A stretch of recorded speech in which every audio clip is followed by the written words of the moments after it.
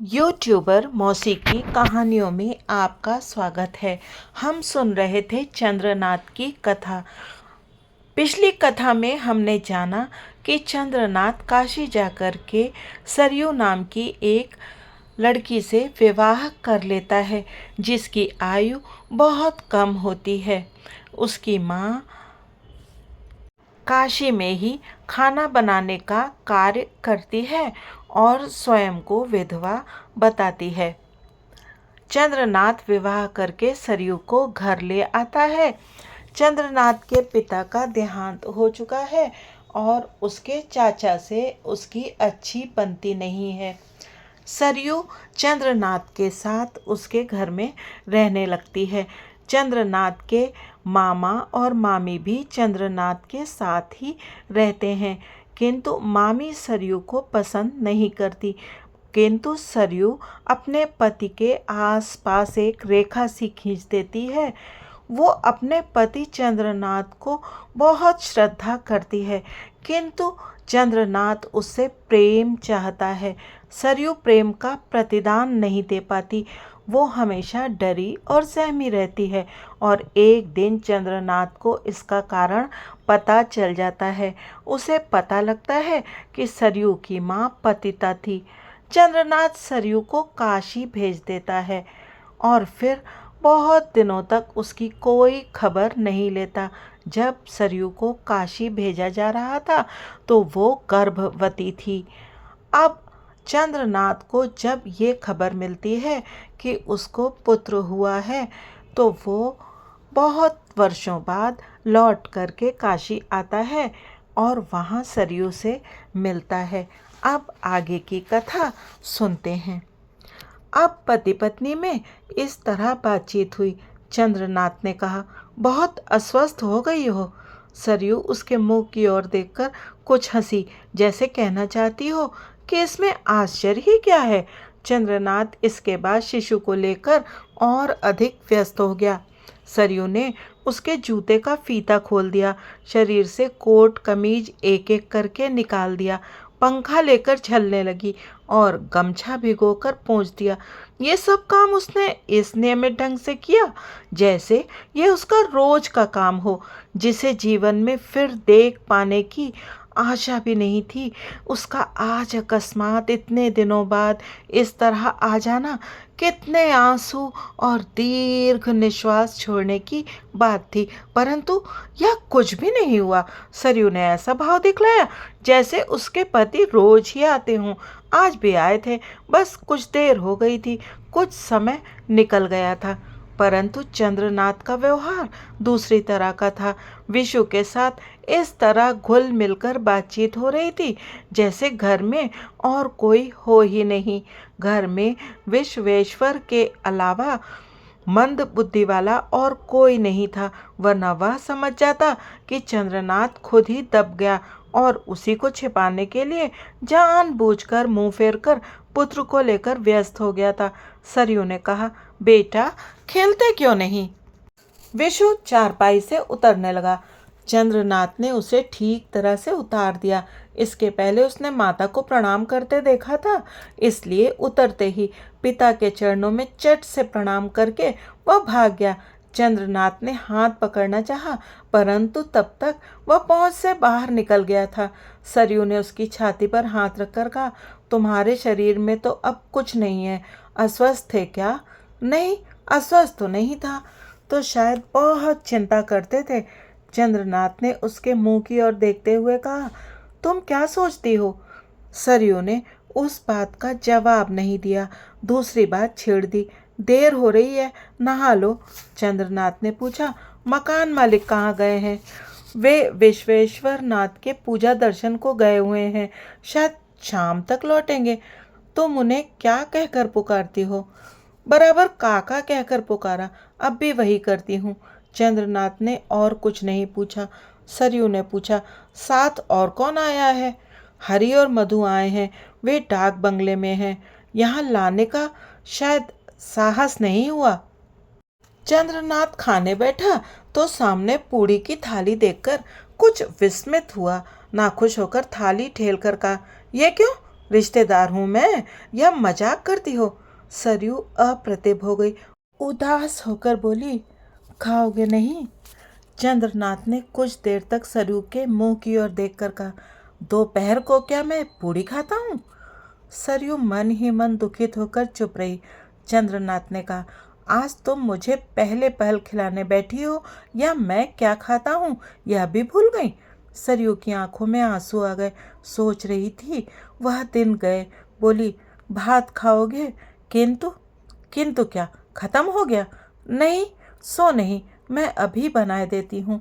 घर पर भी तो बनाती थी। सरयू ने कुछ रुक कर कहा, मेरे हाथ का खाओगे? अब की चंद्रनाथ ने सिर नीचा कर लिया। इतनी देर तक उसके मन में यह नहीं आया कि वह पराई थी और उसका छुआ हुआ भोजन नहीं किया जा सकता, किंतु सरयू की बात में बड़ी वेदना थी। वह देर तक चुपचाप बैठा रहा, फिर धीरे धीरे कहा, सरयू, दोपहर को मेरी आंखों में आंसू देखे बिना क्या तुम्हें संतोष नहीं होगा? सरयू तुरंत उठ खड़ी हुई। जाऊं, लेती आऊं। रसोई घर में जाकर वह बहुत रोई। इसके बाद आंखें पोंछकर उसने मुंह पानी से धो दिया, परंतु फिर भी आंसू आ गए। उसने फिर पोंछ दिया, परंतु सरयू अपने आप को किसी तरह संभाल नहीं सकी। पति भूखे थे, इसलिए भोजन की थाली लेकर सामने आई। पास बैठकर बहुत दिनों पहले की तरह यत्न से उन्हें भोजन कराया और जूठी थाली लेकर एक बार फिर अच्छी तरह रोने के लिए रसोई घर में चली गई। 2 बज गए। चंद्रनाथ की गोद में विश्वेश्वर बड़े आनंद से सो रहा था। सरयू अंदर आई। चंद्रनाथ ने पूछा, सब काम खत्म हो गया? काम तो कुछ नहीं था, काका अभी तक नहीं आए। इसके बाद सरयू घर की बातचीत में आ पड़ी। घर के सभी कमरों, सभी चीज़ों, मामा, मामी, नौकर चाकर, महाशय, हरिबाला सखी और मोहल्ले के पड़ोसियों को एक एक करके पूछ गई।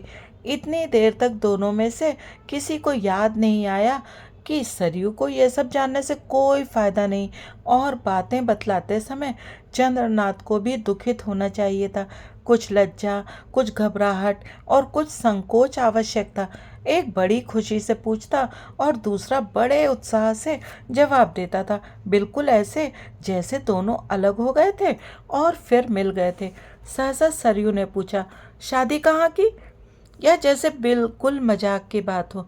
चंद्रनाथ ने कहा, पश्चिम में, तुम्हारी तरह। इसी क्षण सरयू ने अपने हृदय में वेदना महसूस की तो संभल न सकी। बैठी थी, लेट गई। मुंह एक बारगी लाल हो गया। घबराकर चंद्रनाथ नीचे उतर पड़ा और पास आकर हाथ पकड़कर उठाने की कोशिश की, परंतु सरयू एक बारगी लौट गई थी। तब सिरहाने बैठकर गोद में उसका सिर लेकर उसने रोते रोते पुकारा, सरयू। सरयू ने आंखें बंद कर ली।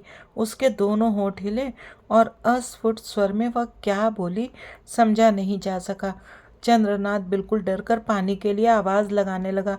लखिया की माँ पास ही थी, पानी लेकर अंदर चली आई, परंतु किसी तरह घबराहट जाहिर नहीं होने दी।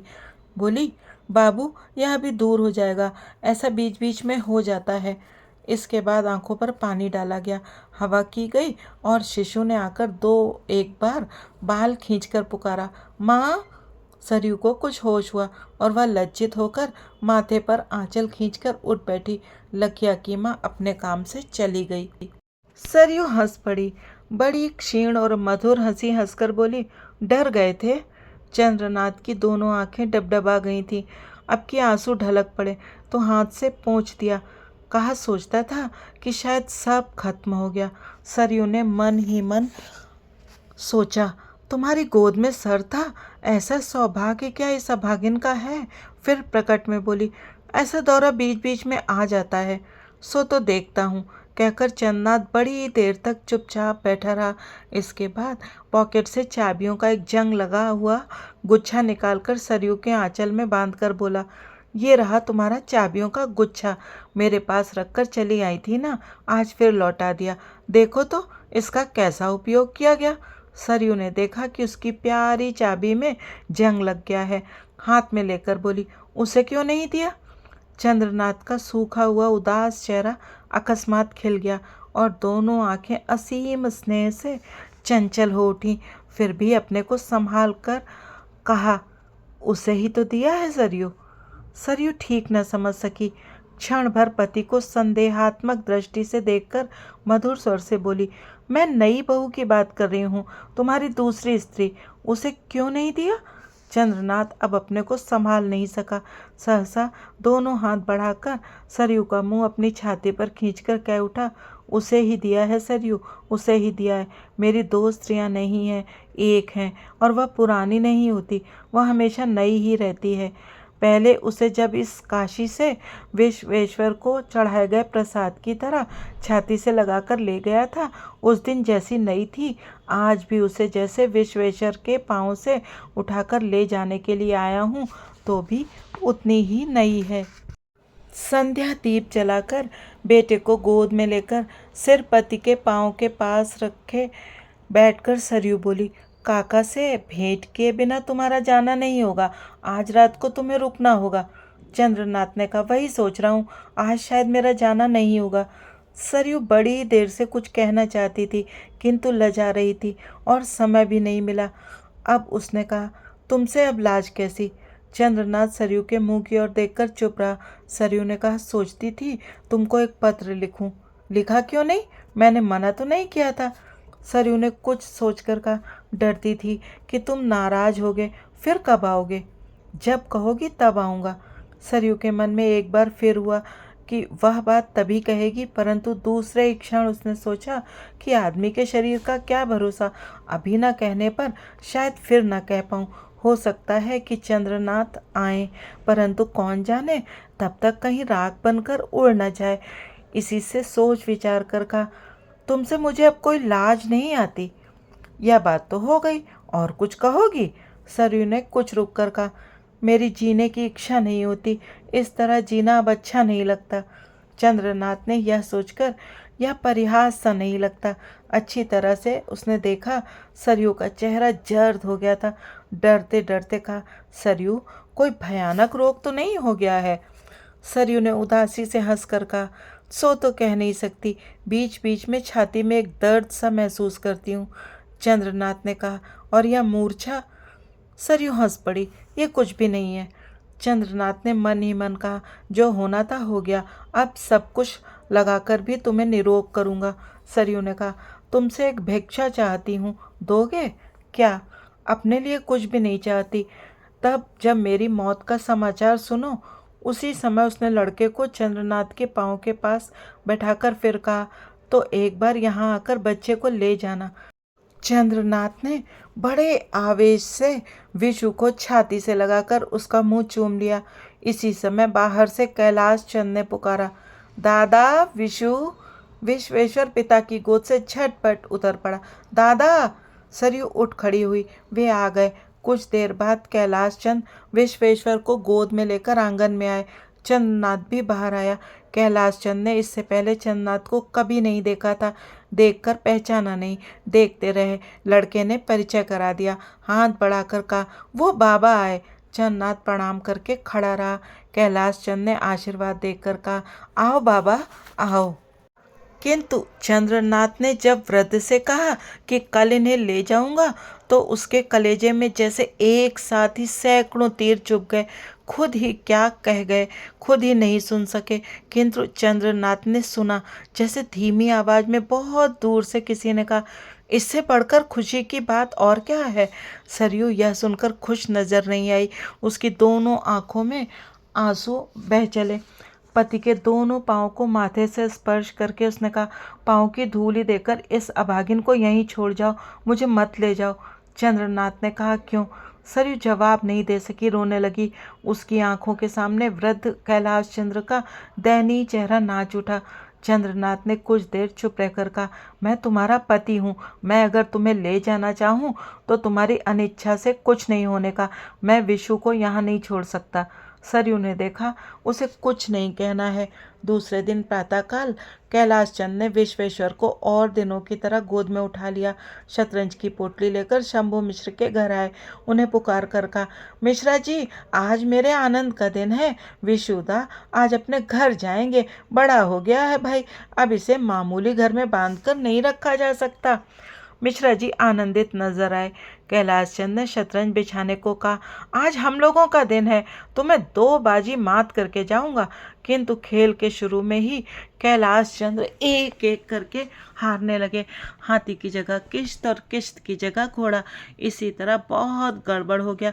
मिश्रा जी ने कहा, बाबूजी आज तुम्हारे मिजाज में चैन नहीं है, इसी से गलती कर रहे हो। धीरे धीरे वे एक के बाद एक दूसरी बाजी हार कर पोटली बांधने बैठे, किंतु वजीर नहीं बांधा। विशु के हाथ में देकर कहा, दादा वजीर तुम्हें दिया, अब कभी नहीं लूंगा। और फिर रास्ते में जिससे भेंट हुई उसे ही ये खबर सुना दी। आज वह वृद्ध सभी कामों में उत्साहित था, किंतु काम करते हुए काम पीछे ही रह जाता। बाजी खेलने की तरह बहुत गलती हो जाती थी। सरयू यह देखकर छिपकर सैकड़ों बार आंखें पोंछ रही थी, परंतु उस वृद्ध के चेहरे का उत्साह कम नहीं होता। यहाँ तक कि जब सरयू उन्हें अकेले बुलाकर पद धूलि लेकर माथे से लगाकर रोने लगी, तब भी उसने अश्रु संवरण करके हंसकर आशीर्वाद देते हुए कहा, मेरी माँ रो मत, अपने बुढ़े काका के आशीर्वाद से तुम राजरानी बनोगी। अगर फिर कभी आना तो भूल कर भी इधर उधर कहीं मत जाना। सरयू और रोने लगी।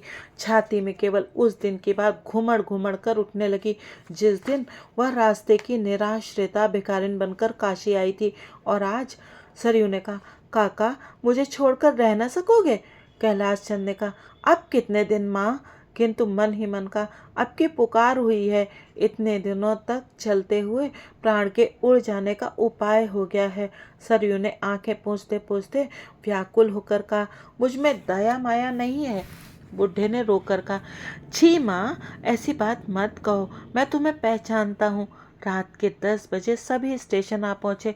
धीरे धीरे गाड़ी का समय नजदीक आने लगा। विश्वेश्वर को नींद आ रही थी, परंतु वह लाल वजीर को तब भी छाती से लगाए था। वृद्ध ने हिला डुलाकर जगा दिया। तुरंत ही जागकर पहले तो उसने रोने की तैयारी की, परंतु जब मुंह के पास मुंह ले जाकर काका ने पुकारा, विशु दादा, तब वह हंस पड़ा। दादा? मेरा दादा भाई, कहाँ जा रहे हो? विशु ने कहा, जाता हूँ। इसके बाद वजीर को दिखलाकर कहा, मनती। कैलाश चंद ने कहा, हाँ दादू मनती, मत हारना। हाथी दांत से निर्मित इस लाल चीज के प्रति कैलाश चंद ने इसके पहले भी कई बार उसे सावधान कर दिया था। उसने भी सिर हिलाकर कहा, नहीं हारूंगा मनती। गाड़ी आने पर सरयू फिर उनकी पद धूलि लेकर गाड़ी पर आ बैठी। वृद्ध के आखिरी आशीर्वाद होंठों पर कांप कांप कर अंदर ही रह गए। ट्रेन छूटने में देर न देकर कैलाश चंद ने विश्वेश्वर को चंदनाथ की गोद में देकर कहा, दादू दादू मंत्री। उसने मंत्री को देखकर कहा, दादू मनती, हारना नहीं। नहीं। अब की बुढ़े की आंखों में आंसू आ गए। गाड़ी छूट जाने पर उसने सरयू की खिड़की के पास मुंह ले जाकर कहा, माँ जाता हूँ। और एक बार जोर से पुकारा, ओ दादू। गाड़ी की आवाज़ और लोगों के शोरगुल में विश्वेश्वर वह पुकार नहीं सुन पाया। जब एक गाड़ी की अंतिम आवाज़ भी सुनाई देती रही, तब तक कैलाश चंद एक कदम भी नहीं हटे। इसके बाद धीरे धीरे लौट गए। तो आज अंतिम भाग की इस कथा को यहीं विश्राम देते हैं। अगले भाग में जानेंगे कि कैलाश चंद्र का क्या हुआ और चंद्रनाथ जो सरयू को अपने साथ ले गया था, क्या वो साहस कर पाएगा कि गांव वालों और अपने चाचा के सामने सरयू को वो पद, मान और प्रतिष्ठा दिला सके जो उसके ही कारण सरयू खो बैठी थी। तो फिर से मिलेंगे इस कथा के अंत के बारे में जानने को। तब तक आप सुनते रहिएगा यूट्यूबर मौसी की कहानियाँ। वीडियो देखने और कथा सुनने के लिए आपका बहुत बहुत धन्यवाद।